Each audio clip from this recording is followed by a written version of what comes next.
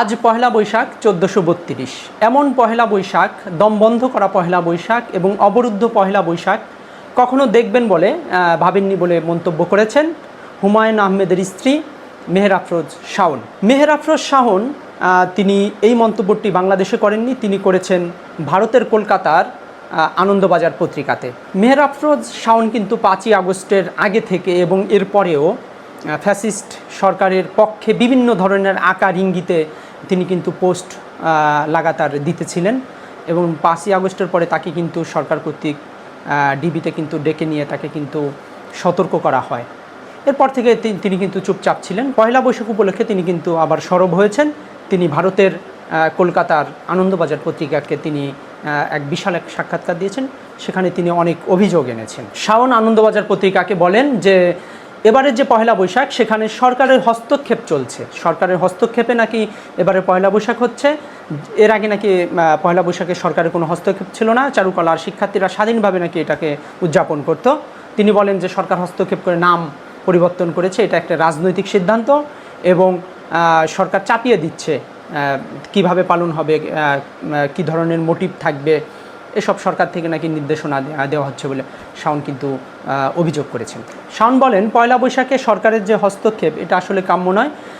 পয়লা বৈশাখের উদযাপনটা সরকারের হস্তক্ষেপ মুক্ত হওয়া উচিত বলে তিনি কলকাতার আনন্দবাজার পত্রিকাকে জানান।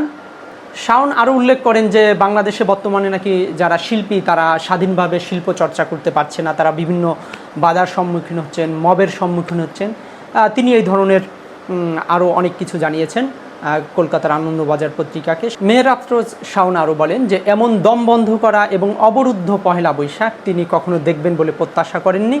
তিনি নাম পরিবর্তনের বিষয়টিকে ধর্মীয় সিদ্ধান্ত হিসেবে দেখছেন, যে এখানে ধর্মীয় কারণে মঙ্গল শোভাযাত্রার যে নাম সেটি পরিবর্তন করা হয়েছে বলে তিনি আনন্দবাজার পত্রিকাকে জানান। তো মেহের আফরোজ শাওন এ ধরনের একটি দীর্ঘ সাক্ষাৎকার আজকে কিন্তু দৈনিক আনন্দবাজার পত্রিকাকে ভারতের তাদেরকে জানিয়েছেন। মেহের আফরোজ শাওন আরও বলেন যে এখানে গান বন্ধ করে দেওয়া হয়েছে, সাংস্কৃতিক যারা কর্মী আছেন, যারা শিল্পী আছেন, তারা স্বাধীন শিল্প চর্চা করতে পারছেন না।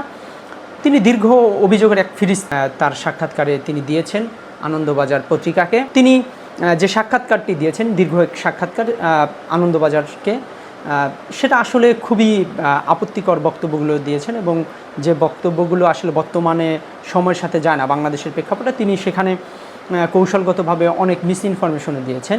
অর্থাৎ ফ্যাসিবাদের যে পতন সেটাকে যে শাওন এখনও মেনে নিতে পারেনি, এখানে যে বাস্তবতা সেটাকে তিনি যে ধারণ করতে পারছেন না, তার পুরো যে সাক্ষাৎকার আনন্দবাজার পত্রিকাতে তিনি দিয়েছেন কলকাতার, সেখানে কিন্তু তা ফুটে উঠেছে।